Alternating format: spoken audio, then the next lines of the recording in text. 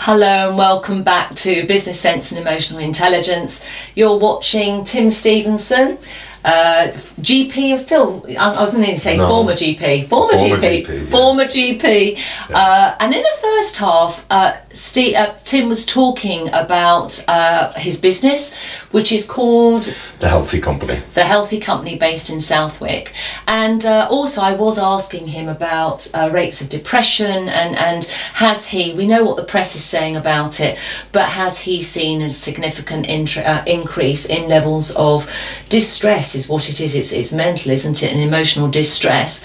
And he said yes, particularly in the digital age. And so it is very, I'd like to say, just supportive of what we are hearing in the media. And just before going in the break, we did talk about you being the doctor for Brighton and Hove Albion for 17 years. 17 years. Yeah. So I want to talk about, and almost sticking with the sporting theme, if that's okay, about emotional intelligence, because I know that these sort of things are taught in the sports arena. I know Mark Robinson quite well, who heads up the girls' cricket team, England team, and I know that you didn't just help the Albion players with kind of broken anything or other. You actually looked after them emotionally and psychologically as well. Yeah, I mean, it's a very intense job. It's a lovely job. It's great, but it is truly 24/7, 365 days a year, and it's a privilege. But you are totally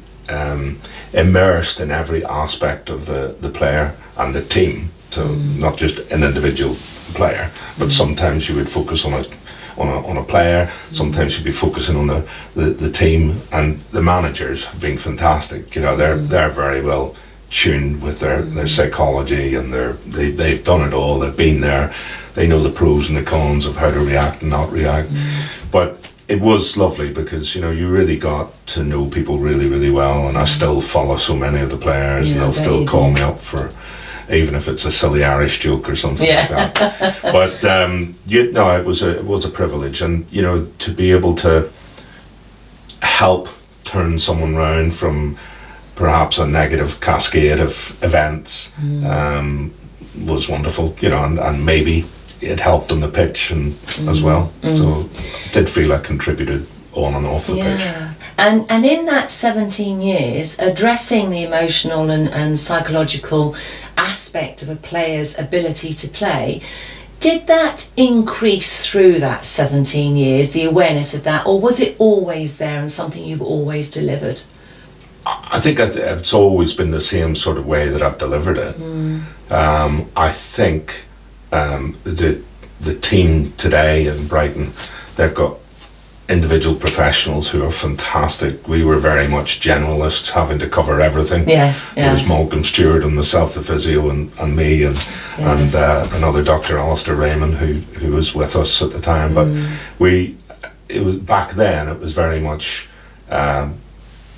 muddle through and do, and we would go off and we'd learn from other clubs, and I think we did fairly well from a sports science and a sports medicine point of view. It's not just ice in a bucket. No, I think it's Richard Branson says, if you are offered an amazing opportunity and you don't know how to do it, say yes and then go away and learn how to do it. And I think that's quite inspiring. Okay, so emotional intelligence is about responding rather than reacting. I can well imagine that sat by the side of a football match, you are seeing a combination of what some would determine as not emotionally intelligent behaviour and other behaviour that is highly emotionally intelligent. Can I put you on the spot and kind of ask you to give me an example of each, starting with behaviour that you might say is not emotionally intelligent? I'm not going to tell you the player. There probably were many of them, and they would probably know who I was talking about if they ever watch this. But you'll often in a game you'll see somebody riling one of your team members, trying to deliberately unsettle someone from the opposition. So you know, the famous one would be David Beckham kicking out in the World Cup.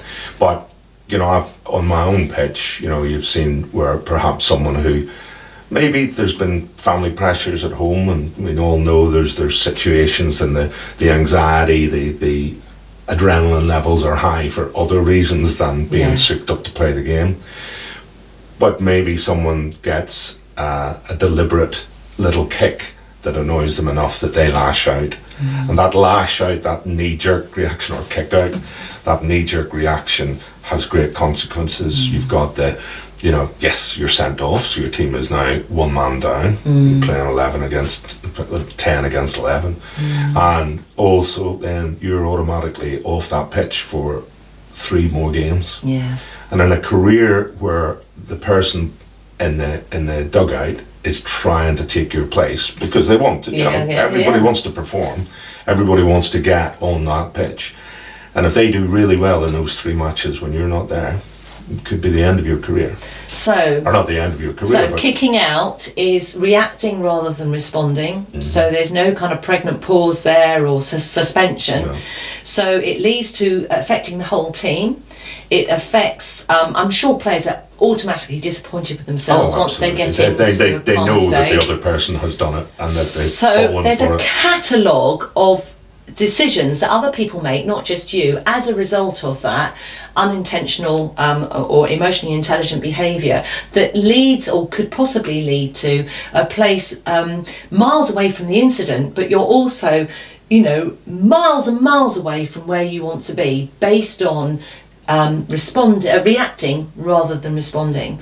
Now, you also gave me a very good example of somebody who responds. In other words, is behaving more emotionally intelligent. And it's in rugby. And tell me the player you thought of and why. I always think about Johnny Wilkinson. Yeah. And Johnny, whenever he would be taking his penalties, and I haven't spoken to Johnny Wilkinson, but I assume this is what he was doing. Yeah. He would be getting into the moment. And mindfulness totally. And he wouldn't be, some players when I've spoken about taking football penalties have said, yes, I understand it, you're blocking everything out. No, you're not blocking everything out. No. You're accepting that some part of the crowd is screaming for you to score, and some of them are screaming obscenities at you not to score. And all your job in that time is to focus on what you're good at, what you've done hundreds if not thousands of times in the training ground, and look up at the posts and think, I'm going to kick it up there. And it's the same in penalties in football. I'm going to kick it to the top right corner and goal in football. Top right corner because I know the goalkeeping coach has told me that guy dives down to the left. So you know that literally 99 times out of 100, if there was no goalkeeper there, you would kick it into that top corner. And it would happen. And so just something mindful, whether it's touching the ball, lining the ball up in a particular way, that brings you to the here and now. And although the noise is there, it's not affecting you. It's actually just reinforcing that you're here, you're on the penalty spot. And so you're just using that to strike the ball where it should go. Yes. And I like that because, so often people think they need to drown out the negative so they can focus on the positive, and that is not what mindfulness is about. Mindfulness, the word that comes to me with mindfulness is notice. That you notice what is going on, and also in that situation none of it is a surprise. Like you say, you're going to get support, you're going to get booed, the ball is here, and that is your target. So there's nothing new there. So you notice that everything you expected in that situation is happening as expected, and you are now going to do and that mindfulness, they probably actually, don't they show real, they actually picture the ball before kicking it. Yeah. They actually picture it going up and going in, and some of them actually picture the roar afterwards going, yes, I've done it, before they've done it to make it happen. Tim, it's been a delight having you on the show. It's been lovely. Really, Thank really you nice. so much. No but problem. we've got a last minute. I just want to ask you again, anybody who's listening to you and thinking, maybe they aren't in a very good place, or maybe they know somebody who could really do with sincere, very knowledgeable, that's the key thing, your wisdom and your knowledge that you are bringing to the table and making accessible to other people. Can you remind them, how can they find you? Well, I mean, mainly from my point of view, it's mainly business to business now, so I mainly are maybe executive Oh, right. Yeah. health screening or executive coaching. Yeah. But it's more On the one-to-one, if I'm seeing someone on an occupational health side, then I'll use that time for there. Very often you'll be in an occupational health setting, and you can sort everything out very quickly. Cool. And then the mindfulness, we could spend quite a bit of time on that. Yeah, fantastic. So executive coaching, but I do know you're building your website. There's going to be a back-end purchasing room as well. So look out for that. So just keep an eye on Tim, Google him and his lovely wife, Jackie. They are both very, very well qualified in all that they do, with years of experience. And I know they can help you with well-being, mindfulness, and of course, emotional intelligence. Have a great week, and we hope to see you again soon. Thank you. Thank you.